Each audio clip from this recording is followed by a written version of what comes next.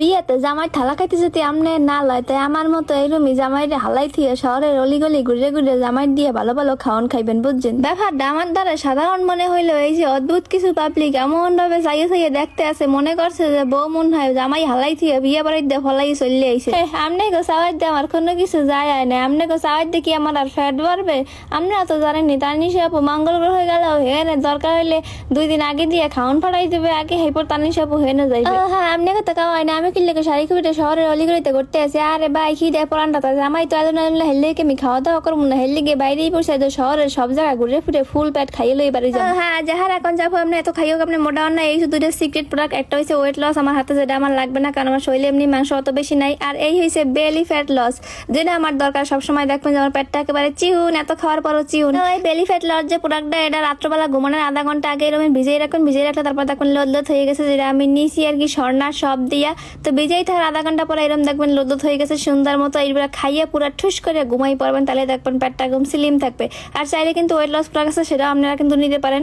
তো আমি আবার হ্যাগো পেজটা মেনশন করে দিই, মনে ঠুস করে আপনি অর্ডার করে ফেলাইতে পারেন। এই যে দেখেন এই বেহাই মেয়ের সামলা যা কোনো কিছু আছে আপনার কোনো কিছু মনে হয় বউ হয়ে যায় কি সুন্দর রাস্তার পাশে ব্যাটকাই বই বই খাইতে আছে, কোনো কিছু ফিল হইতেছে না, দূর খাওয়ানি হয়েছে আগে।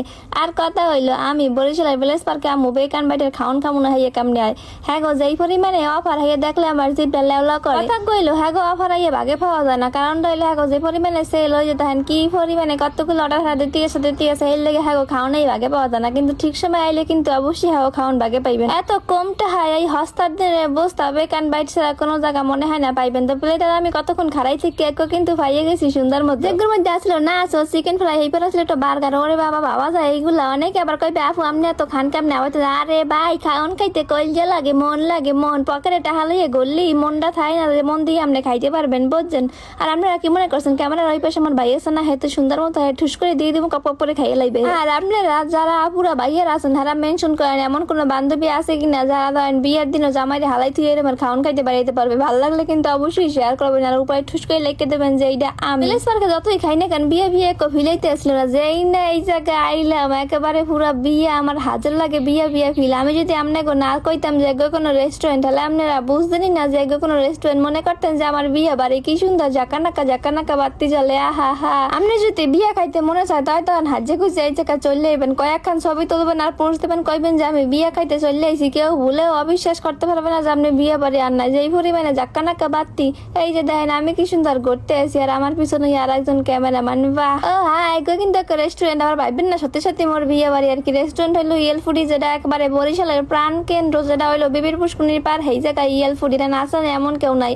আমার শরীরে শক্তিটা দেখো জীবন এটা ঠেললে সরাইতে পারি না, আজ তো শক্তির ঠেলা ঠেললে নিজেই সরাইয়ে লাগছে। এই যে আমি সব থেকে কঠিন কাজে বসে গেছি আমার মেনু সিলেক্ট করা। আসলে আমি মেনু সিলেক্ট কি করবো বুঝতে পারতেছি না। আসলে কি আমি বিয়ের খাওন খামো না বিয়ের খাওন সারা খামো, দরকার নাই। আজকে হয়েছে আমি স্মার্ট বিয়ের খাওন খামো, এরমের বিয়ের খাওন কখনো মনে হয় না কোনো বিবাহতে খাওয়াই। বলারা তোমাকে আর সেই দিন নাই যে ঘরের মধ্যে বউরে বয় থুয়ে না হে রুমাল দিয়ে আস্তে আস্তে মুরগিগুলো সাটাবা, লগে লগে কত কিছু আরো শাল দিয়ে নতুন নতুন আইটেম বানাই দিবে, এইগুলো বইয়ে বইয়ে সাটাবা।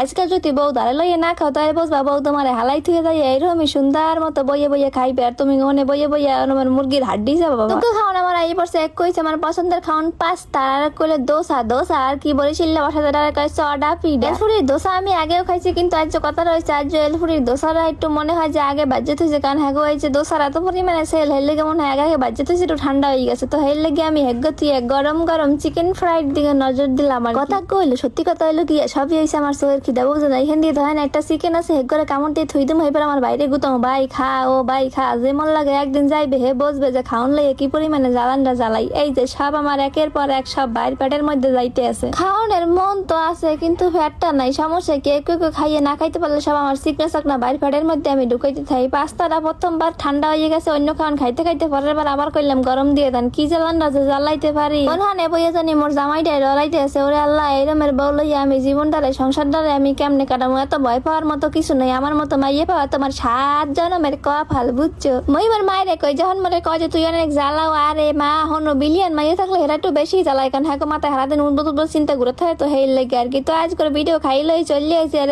এই যে দেখে বিড়াল মামা সুন্দর মতো তার মামার পকেট খুঁজে দেখতে আছে চকলেট আনছে না কি আনছে।